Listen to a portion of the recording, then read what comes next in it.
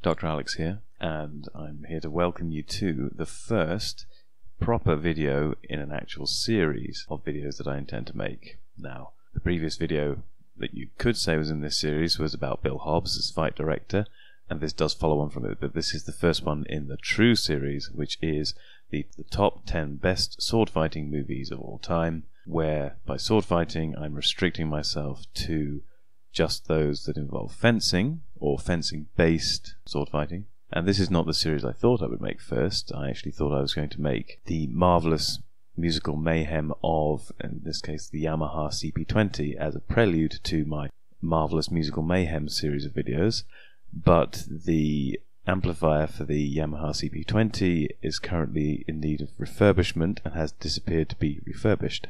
Nor is it going to be the marvellous musical mayhem video on the Franken organ I've built, because that still needs to be finished, although I have just received the new power supply for it, so hopefully that will also appear soon.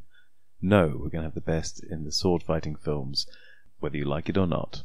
So, to cover a few rules. This is an entirely subjective series of reviews, although I will try and make justifications as I go through and not just say, this is the best because it's awesome. But it will not be as rigorous as, say, the fantastic Anti-Trekker's official Anti-Trekker objective subjective film quotient, or OTSAC. I can't say that. Narrowing down this series of films to 10 was surprisingly easy. Putting them in order from 10 to 1 was not, so it's really hard for me to clearly separate these in order of greatness, but I'm largely happy with the final result. And so, to some rules. In addition to the fact that all the fights must be based on fencing to some degree or other, there are certain films that will then be excluded, even though I might like them a great deal. For example, there'll be no medieval or pre-medieval ancient style hacking and slashing. To crush your enemies, see them driven before you, and to hear the lamentation of their women. So, Conan's out the window. There will be no films that rely predominantly on Asian martial arts, so Highlander's going to disappear, I'm afraid.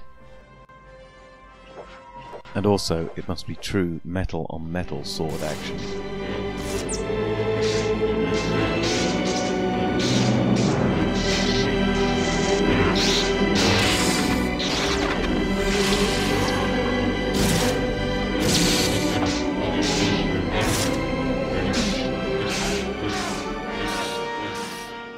And conversely, just because a film is chock full of fencing, if it is terrible, it will not appear.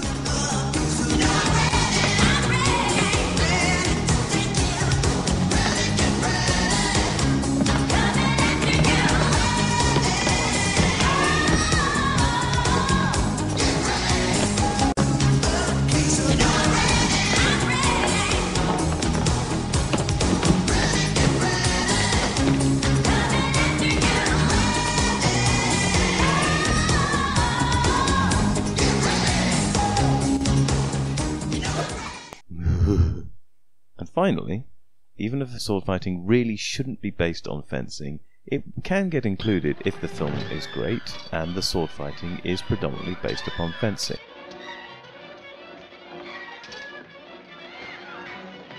Which leads us nicely into number 10 in the series, The Adventures of Robin Hood. Now, some may cry at this point, but wait, you can't pick that. That isn't fencing-based sword fighting. This is the 12th century. They'd be using long swords and armor and hacking at each other, and it'd be nothing like fencing. And if you were to say this, well, you probably weren't paying attention to the intro, or you have no familiarity with this film whatsoever, in which case you could be forgiven. However, upon watching this,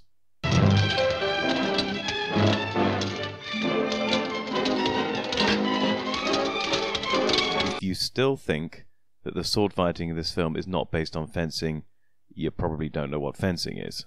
But never fear, we will talk about the fencing when it comes up later. Now, my intention with all the films in this series is to work through all the fight scenes if there are many sword fighting scenes in a given film. In the case where there are few sword fighting scenes, I will probably focus more on the film and then make as much of the sword fighting that there is as possible.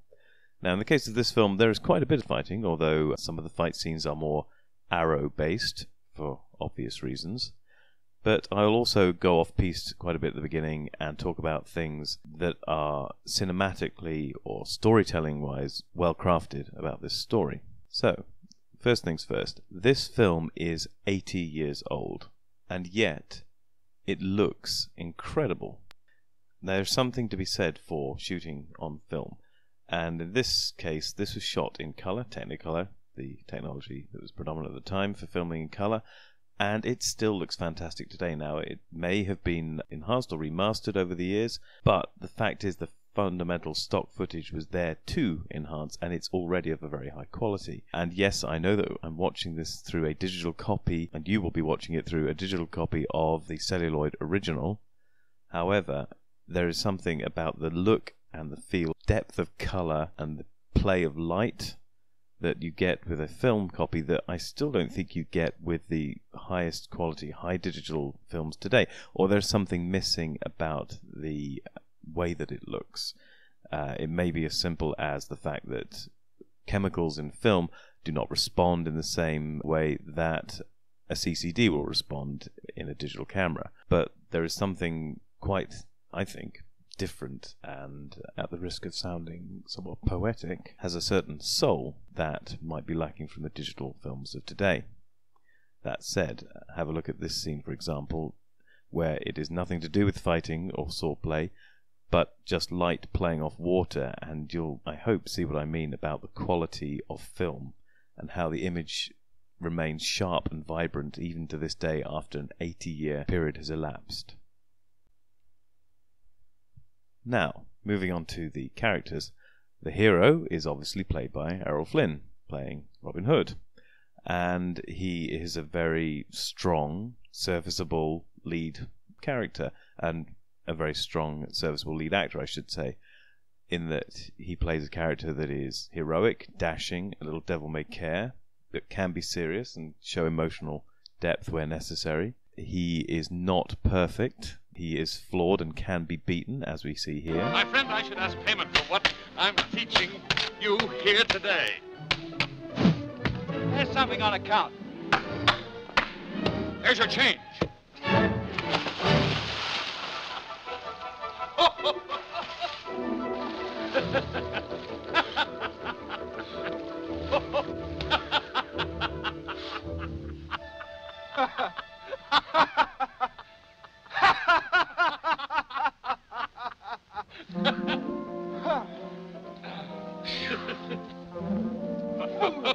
My head hums like a swarm of bees. What's your name, friend?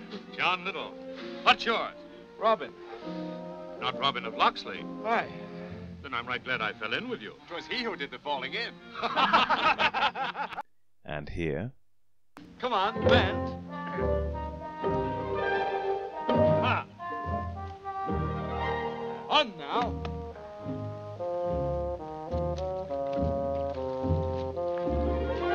Come on, faster. I'll have a gallop from you yet.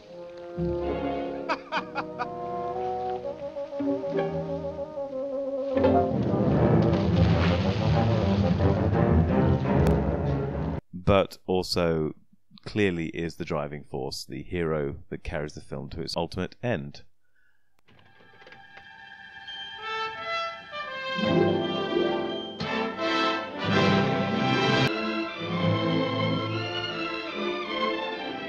May I obey all your commands with equal pleasure, sire?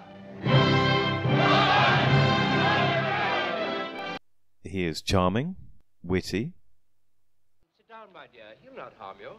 Sir Robin, this is the Lady Marian Fitzwalter. I hope my lady had a pleasant journey from London. What you hope can hardly be important. What a pity her manners don't match her looks, Your Highness. You hear that, gentlemen? Here's poor Gisborne so in love with Marian, he daren't say boo to her. And this saucy fellow gives her better than she sent. But he is also supported by a phenomenally strong supporting cast, most obviously in the villains. You intend to act on your plans? What better moment than this, Sir Guy? Whoever would have thought my dear brother would be so considerate as to get himself captured and leave all England to my tender care? may disapprove when he returns, Your Highness. If he returns, and I'll see to it that he doesn't, we must drink to this moment, Sir Guy. The golden days are ahead. I'll assign tax districts to you tomorrow. Tomorrow, Your Highness.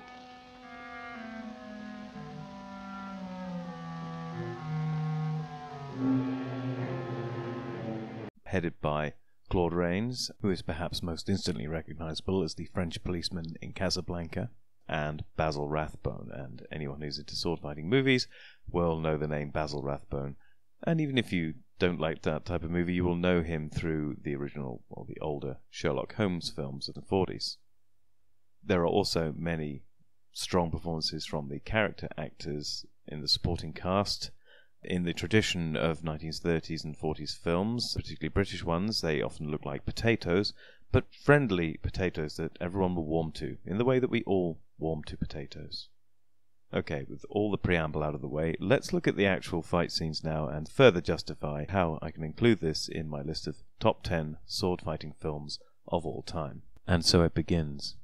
Now, Errol Flynn had something of a reputation among actors for not being the most proficient of fencers among actors. Now, the first fight scene is perhaps not the best example of fencing in the movie. In fact, it is far more like fighting with furniture. But there is some swordplay, so it has to be included.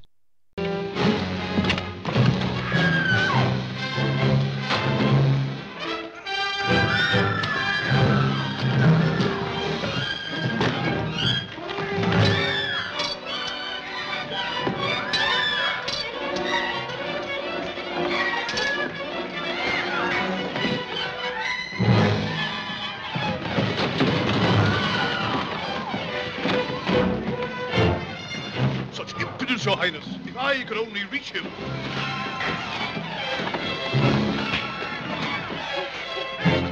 Stand back! Here we see Errol Flynn at his wildest. It looks as though he's waving the sword around his head like an out-of-control ceiling fan.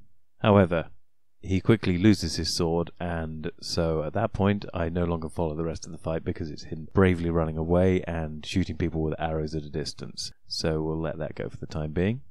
Basil Rathbone apparently once famously said, "I don't know why you get all the lead roles, I'm a much better fencer," to which Errol Flynn apparently replied, "Yes, but I've got better thighs." Which of course almost certainly was why Errol Flynn was cast in the lead roles, and Basil Rathbone was largely consigned to villains or heroes in B-movies. People may be shocked that I'm describing the Sherlock Holmes films as B-movies, but they were not the full-budget movies. They were like the Saint or the Falcon movies of around the same period. They were B-movies. It was never intended that they have the same budget or the same level of production values, and yet they can still often be classic movies. So, enough of the world of Sherlock Holmes, and back to the fights. As we saw, the first fight was not the best example of fencing-based sword fighting, being more throwing tables and chairs. However, the combat does become more sword-based and more obviously fencing-based as we progress through each scene in the film, as we shall see with the second fight scene.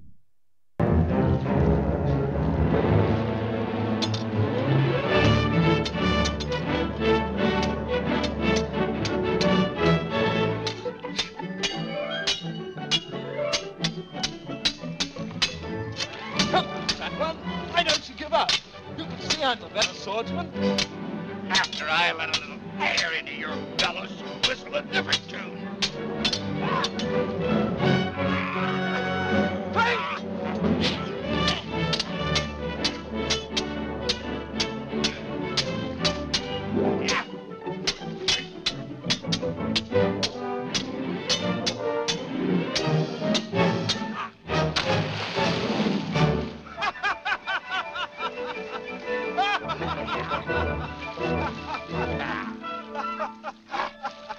This is much more static than the first fight scene, and indeed subsequent fights within the film. In fact, it resembles more wheelchair fencing in that they barely move below the waist, and they predominantly lean in and out while attempting to cut each other. One might quibble over the realism of such a static fight, and I am fairly sure it was in large part down to the portly nature of the actor playing Friar Tuck. He may well not be that light on his feet. That said, it is probably realistic, given that they are waist deep in water, near enough, which would slow down their motion and make it difficult to move back and forth. The bed of the river may itself be rocky or muddy, which would again further hamper their footwork. So it is justifiable within the context of the story to have such a limited range of motion in terms of footwork. This is, though, clearer in terms of the actual actions regarding fencing. The fight scenes are predominantly saber-like in this movie, and I mean a rather older style of saber. My first fencing instructor, who had me for the first 7 years where I was being taught, was Hungarian and born in 1916. His name was Ákos Moldoványi, and his style was therefore quite old. He was himself quite old when he got to train me. However, it did mean I got to see a much more classical style of saber fencing, and there was far more interplay with parry and ripostes and with other interesting moves that tend not to be used as much today in modern saber. As such, looking at this fight scene, it looks a lot like an older style of saber with a little bit heavier telegraphing, because it is of course stage fighting and the actors need to not kill each other. The actions are predominantly extending the arm towards the target, and the final part of the action is made with the wrist. Obviously, if this was fencing with saber or indeed any other weapon, the final action or the final motion of the blade might well be made with the thumb and the forefinger. These swords do at least resemble heavier long swords, and so partly, I guess, to be more realistic to that type of weapon, the final part of the action normally comes from the wrist, and partly to exaggerate the action slightly more, they're a little bit more wristy than straight fencing.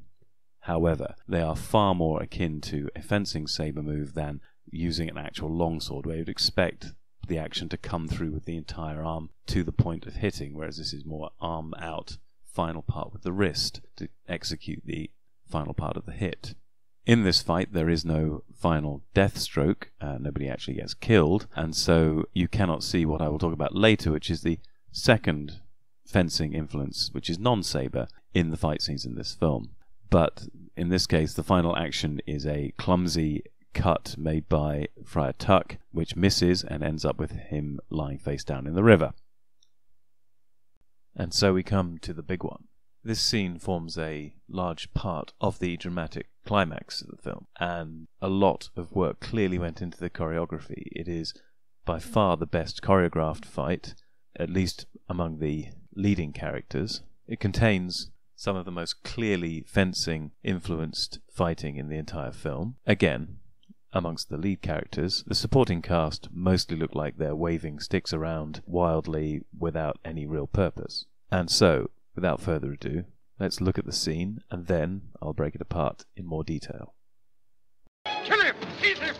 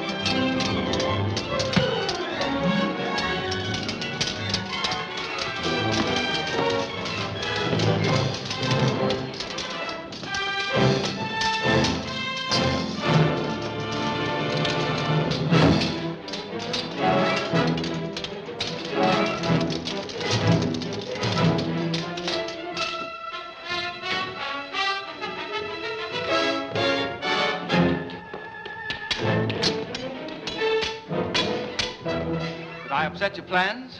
You've come to Nottingham once too often. When this is over, my friend, there'll be no need for me to come again.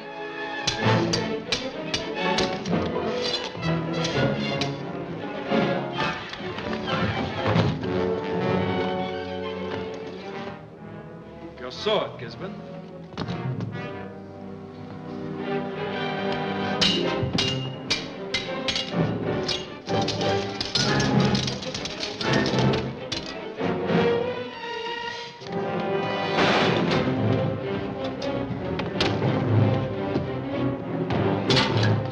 You know any prayers, my friend? I'll say one for you.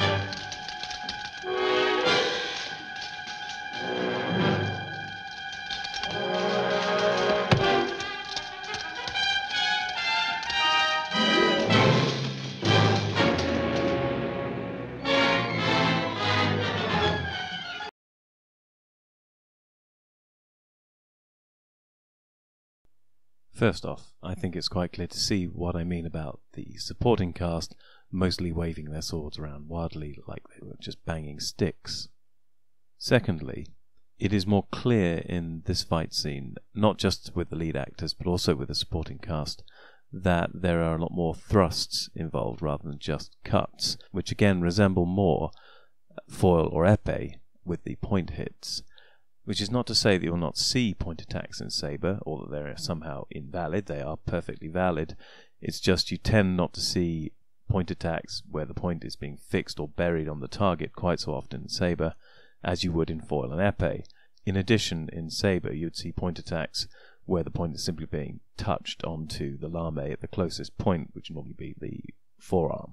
And in fact, in the film, every deathstroke is delivered with a point hit, which of course makes sense in the terms of a film because it's difficult, particularly at the time, to make convincing death with a cut, but it's relatively easy to do the special effects for a thrust death. But as a consequence, you do see a lot more back and forth with thrusts and parries of thrusts rather than cuts and parries of cuts than you have in the previous fights, which nicely brings together all the different forms of fencing in one fight scene.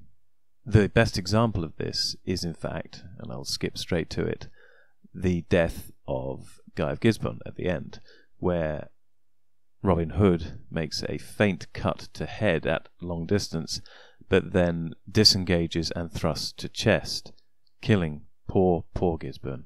Now I'll run through all of the sections which only involve Robin Hood and Guy of Gisborne. One of the first things that becomes obvious immediately is that because they're now fighting at a slightly longer distance, right up until even at the beginning where Guy of Gisborne falls over on his backside, you can actually see their actions and footwork much more clearly. In this and the immediately following scene in the corridor, you can see that Basil Rathbone's footwork is much tidier than Errol Flynn's, which again seems to back up Basil Rathbone's own claim that he was a better fencer than Errol Flynn. We also see that Robin Hood is either the best or worst aim with a spear ever, in that he either planted the shot exactly where he wanted it to be and pinned Guy of Gisborne to the wall deliberately, or missed Guy completely at a distance of about, 3 meters. Throughout this scene, there are frequent uses of shadow, or you see fencers only in shadow, or you see their shadows in addition. It is fantastic use of human puppetry, or shadow puppetry, and it really lends a huge amount of atmosphere to the scene. Again, once on the stairs, you can see a lot more thrusts and parries of thrusts occurring in the fight, as well as some excellent footwork. In many cases, just straight up standard fencing footwork, particularly in the case of Basil Rathbone, where his feet are at the right angles, they're at the right distance, the steps are basically all fencing steps, and even Errol Flynn, although his feet get a bit twisted from time to time, is basically doing fencing the whole way through. Ever the hero, or foolishly heroic, depending on your perspective, Robin, of course, gives Guy of Gisborne his sword back, and the actions which immediately follow Guy recovering his weapon are some of the most épée-esque of the entire film, entirely thrusting for parts of the body, both on the part of Errol Flynn and Basil Rathbone. Next we have fighting with candlestick holders, with the attendant opportunity for some banter between the lead characters. Again, there is a remarkable amount of thrusting of the weapons here, which kind of makes sense because there's extra stuff in the way, like the candlestick holder, and both Robin Hood and Guy of Gisborne are basically trying to stab each other through the obstructions. Once free of the candlestick holder, we see one of the most visually impressive scenes of the entire movie, where the fight continues across a hall viewed from above, and again, this is the best example of the shadow puppetry, where the characters disappear out of view of the camera and all you see is their shadow projected on a large central pillar, and it is visually incredibly arresting, and a technique which of course has been copied in countless films subsequently. In Long Shot, you get to see some of the best and closest fencing sword fighting in the entire film. Although there is still some hacking and slashing, most of it is pretty tight and neat. Of course, it is interspersed with the occasional extra fighting with furniture, but again, these interludes are only brief. Which leads us back to the death scene of Guy of Gisborne, where, after a brief tussle and a rather inept attempt to stab Robin Hood with a dagger, Guy meets the cleverly executed final action by Robin Hood, which leads to his ultimate demise. Poor, poor Guy. And so we come to the final fight scene, which is really more just a continuation of the third fight scene, the large fight scene.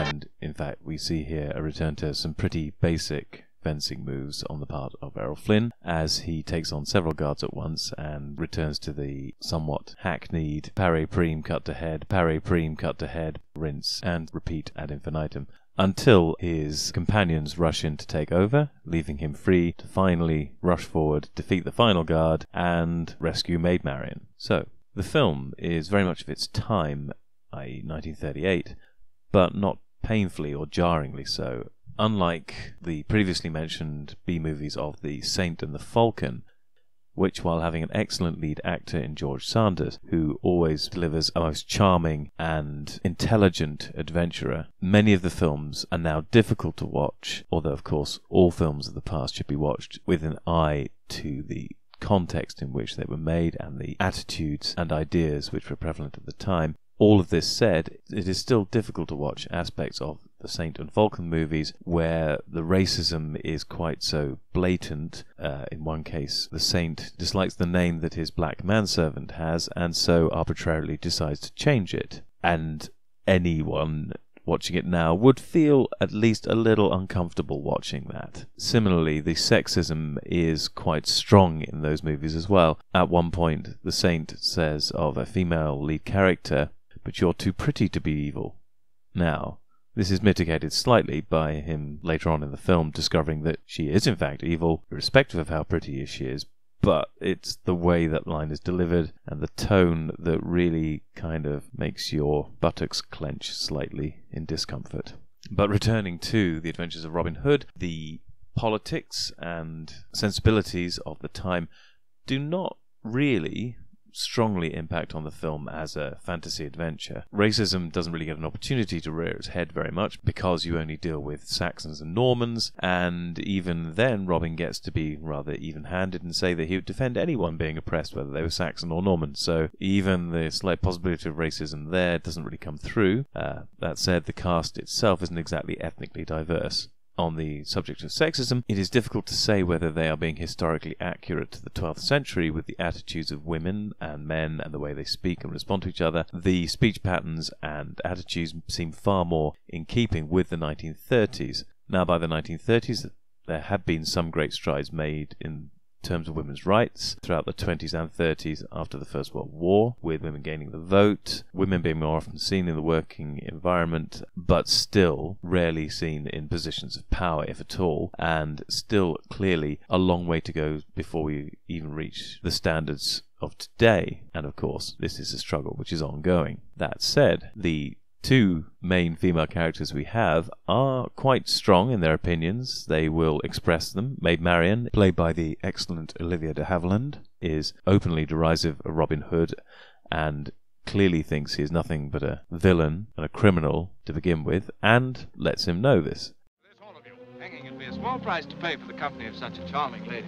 What can a Saxon hedge robber know of charm? Or ladies?